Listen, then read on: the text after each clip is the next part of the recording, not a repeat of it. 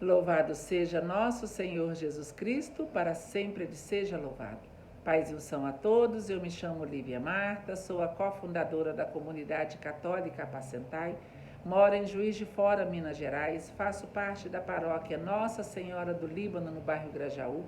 Estamos aqui hoje no dia 4 de setembro, segunda-feira da 22ª semana do Tempo Comum. Estamos iniciando mais uma semana, mais um mês dedicado à Bíblia.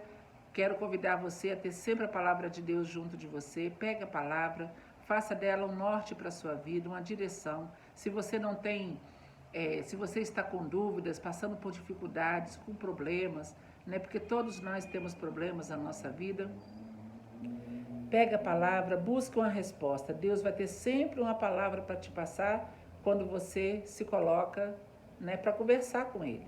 E é um diálogo, duas pessoas conversando, você e Deus. E Deus vai falar com você através da palavra dele. Amém? Nós estamos reunidos aqui em nome do Pai, do Filho e do Espírito Santo. Amém. Bom dia, Espírito Santo de Deus. O que vamos fazer juntos hoje? Vamos refletir a palavra. O evangelho de hoje está no livro de Lucas, capítulo 4, versículos 16 a 30. O Senhor esteja conosco, Ele está no meio de nós. Proclamação do Evangelho de Jesus Cristo segundo Lucas. Glória a vós, Senhor. Naquele tempo veio Jesus à cidade de Nazaré, onde se tinha criado. Conforme seu costume, entrou na sinagoga no sábado e levantou-se para fazer a leitura. Deram-lhe o livro do profeta Isaías. Abrindo o livro, Jesus achou a passagem em que está escrito: O Espírito do Senhor está sobre mim, porque Ele me consagrou com a unção para anunciar a boa nova aos pobres. Enviou-me para proclamar a libertação aos cativos e aos cegos a recuperação da vista, para libertar os oprimidos e para proclamar um ano da graça do Senhor. Depois fechou o livro, entregou-o ao ajudante e sentou-se. Todos os que estavam na sinagoga tinham os olhos fixos nele. Então começou a dizer-lhes: Hoje se cumpriu esta passagem da Escritura que acabaste de ouvir. Todos davam testemunho a seu respeito, admirados com as palavras cheias de encanto que saíam de sua boca e diziam: Não é este o filho de José? Jesus, porém, disse: Sem dúvida, vós me repetiríeis o provérbio: Médico, cura a ti mesmo. Faze também aqui em tua terra tudo o que ouvimos dizer que fizestes em Cafarnaum. E acrescentou: Em verdade eu vos digo que nenhum profeta é bem recebido em sua pátria. De fato eu vos digo, no tempo do profeta Elias, quando não choveu durante 3 anos e 6 meses e houve grande fome em toda a região, havia muitas viúvas em Israel. No entanto, a nenhuma delas foi enviado Elias, senão uma viúva que vivia em Sarepta, na Sidônia. E no tempo do profeta Eliseu, havia muitos leprosos em Israel, contudo nenhum deles foi curado, mas sim Naamã, o sírio. Quando ouviram estas palavras de Jesus, todos na sinagoga ficaram furiosos. Levantaram-se e o expulsaram da cidade. Levaram-no até o alto do monte sobre o qual a cidade estava construída, com a intenção de lançá-lo no precipício. Jesus, porém, passando pelo meio deles, continuou o seu caminho. Palavra da salvação, glória a vós, Senhor. Vou começar pelo final.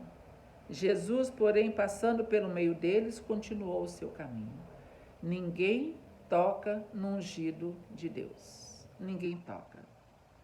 Eles ficaram furiosos porque Jesus falou a verdade. E a verdade muitas vezes incomoda. Nós não estamos preparados para ouvir a verdade. E o que é a verdade? Herodes vai perguntar para Jesus, quando ele estava lá, né, julgando Jesus se ele devia ser condenado ou não, à morte de cruz. E o que é a verdade? Jesus nem respondeu, porque Jesus é a verdade. Ele falou: Eu sou o caminho, a verdade e a vida. Ninguém vai ao Pai senão por mim. Quer subir até o Pai? Tem que passar pela cruz. Jesus passou por ela, por que nós haveríamos de ser diferentes? Aqui está dizendo que Jesus foi à cidade de Nazaré, onde ele foi criado. Era um sábado, como era o costume, ele entrou na sinagoga e pediram para ele fazer a leitura. É muito comum, né? A gente também católico, você que está passeando por outra cidade, de repente você, não é porque você está passeando, está de férias, está visitando um outro lugar que não é a sua cidade, que você vai deixar de ir à missa. Não há motivo para isso. A Igreja Católica no mundo inteiro, basta procurar, né? Você vai sempre encontrar uma Igreja Católica no mundo inteiro, você vai encontrar uma. Lógico que tem alguns lugares mais afastados que é mais longe, mas quando a gente quer, a gente encontra. E aí Jesus foi, porque era costume, não podia deixar de ir na sinagoga nos sábados, que era o dia dedicado ao Senhor naquela época. E eles deram para ele o livro e ele encontrou a passagem que está escrito: o Espírito do Senhor está sobre mim, porque ele me consagrou com unção para anunciar a boa nova aos pobres. Isaías falava de Jesus. 400 anos antes, Isaías já profetizou a respeito do Senhor. E aquele momento chegou. Assim como a Virgem concebeu no seu ventre pela ação do Espírito Santo, o Salvador, e Isaías também proclamou isso, né? Profetizou sobre isso: eis que uma virgem conceberá e darás à luz a um filho, e lhe porás o nome de Emanuel, que significa Deus conosco. Assim como Isaías profetizou sobre a Nossa Senhora, sobre a Virgem, ele também profetizou sobre a vida de Jesus. E aí ele vai falar mais. Enviou-me para proclamar a libertação aos cativos e aos cegos, a recuperação da vista, para libertar os oprimidos e para proclamar um ano da graça do Senhor. Era Jesus falando dele mesmo. Jesus falando dele. Olha que bacana. Não era ele falando de outra pessoa, era dele. E quando ele fechou o livro, entregou o ajudante e sentou-se, todos ficaram com os olhos voltados para ele. Jesus atrai a atenção das pessoas, você querendo ou não. Você veio de Deus e vai voltar para Deus. O mundo pode não querer saber disso. As pessoas estão vivendo hoje muito apressadamente, não buscam mais a Deus, não vão nas missas, não vão na igreja, não rezam, não buscam, vivem a vida de qualquer jeito. Mas fato é que Deus existe. Deus está em todo lugar, sim, mas Deus também quer te ver lá, na casa dele, né? Que Deus quer que você vá visitá-lo lá no Santíssimo. Jesus está lá no Sacrário e ele está te esperando que você vá até lá, fazer a sua oração, buscar o sacerdote, buscar a Santa Missa, fazer uma boa confissão, mudar de vida. É isso que Jesus quer, gente, porque os dias são maus e o tempo está sendo abreviado e Jesus está voltando. Isso é um outro fato que as pessoas não querem enxergar, mas os tempos estão mostrando. Jesus está voltando. Cuidado com o modo como você está vivendo a sua vida. Essas pessoas aqui ficaram olhando para Jesus, esperando que ele fosse falar aquilo que eles queriam escutar. Jesus, fala devagarzinho, bate não, fala de pouquinho. Meu ouvido está preparado para ouvir muita coisa não. Eu só quero ouvir coisas boas, coisa ruim não, quero saber disso não. Então eles ficaram ali admirados, né? Porque Jesus falava com encanto e Jesus falava com autoridade também. Ele estava falando dele mesmo. O Espírito do Senhor estava com ele, né? E aí começavam a perguntar: peraí, que homem é esse? Não é o filho de José, o filho do carpinteiro, o filho de Nossa Senhora, aliás, filho de Maria, né? Que não era Nossa Senhora para eles. Filho de Maria, os seus primos, né? Que eram os sobrinhos de Nossa Senhora, de José, não são esses que estão aqui, que frequentavam aqui a sinagoga? E ele agora vem falar que o Espírito do Senhor está sobre ele, que ele é o Messias? Que esse homem pensa que é? E Jesus, conhecendo o coração deles, falou: não, vocês estão esperando que eu faça aqui as mesmas coisas que eu fiz lá em Cafarnaum? Vocês não estão merecendo isso não. Vocês não merecem que eu faça isso, porque o coração de vocês é endurecido. vocês estão com coração duro, né? Povo de cabeça dura, povo de coração duro. Onde o coração é duro, Deus não entra. Você fechou a porta do seu coração, como que Deus vai entrar?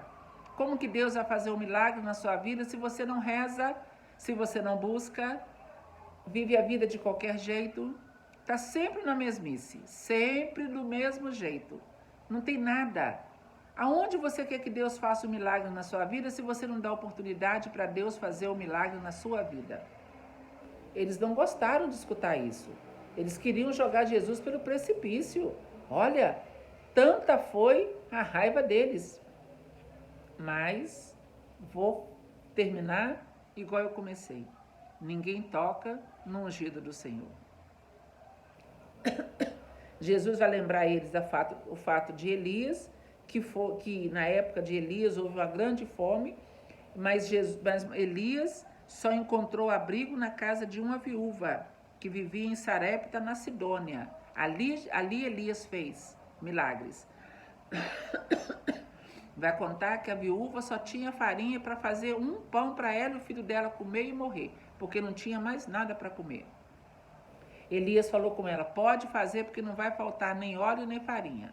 E ela fez, confiou nele, e durante 3 anos, enquanto teve seca naquele lugar, na casa dessa mulher não faltou nada. Mas ela morava em outro lugar, não foi naquela região. Aquela região que era a menina dos olhos de Deus, eles não acreditaram em Deus. Então ali houve fome sim, e morte por causa da fome. Mas aonde essa mulher morava, por causa da fé dela, Deus não deixou faltar nada. E ele continua, no tempo do profeta Eliseu havia muitos leprosos em Israel. Contudo, nenhum deles foi curado, mas sim Naamã, o sírio. O sírio. Olha, em Israel havia muitos leprosos, mas ninguém foi curado. Por quê? Porque ninguém confiou, acreditou e pediu a Deus um milagre. Mas Naamã, o sírio, acreditou e ele foi curado. Ele foi curado da lepra. E hoje? O nosso coração também cheio de lepra, hein? Quanto preconceito, quantas coisas, quantos pensamentos ruins, quanta vida vazia. E Jesus vai falar, aqui eu não vou fazer nada. Porque Jesus falou isso, levantaram-se e o expulsaram da cidade. Levaram-no até o alto do monte sobre o qual a cidade estava construída, com a intenção de lançá-lo no precipício. Mas não tinha chegado a hora dele ainda, e nem Jesus veio para morrer atirado por um precipício. Claro que não. Os anjos do Senhor iriam ali para segurar ele. Não foi para isso que Jesus veio. Jesus deu a vida dele por amor a nós. Ele se deu numa cruz. Ele se deu. Ele não fugiu do caminho dele. Que hoje eu e você, olhando essa leitura, essa palavra que Deus nos dá hoje, possamos também querer mudar de vida, buscar um caminho de santidade. Que santidade de vida, que homens devemos ser, pois se tudo no céu e na terra o Senhor chamará. Que respeito para com Deus, que luta devemos travar, um novo céu e na nova terra iremos morar. Nós somos, Senhor, tua igreja, que canta e apressa a tua vinda gloriosa, que o Senhor nos encontre em paz, puros e santos. Mas o Senhor virá e ele não tardará, que eu seja santo, santo, santo, pois Deus é santo, santo, santo. Que a santidade da minha vida apresse o Senhor e ele logo virá. Que nós possamos apressar a segunda volta do Senhor com a nossa vida de santidade. Amém?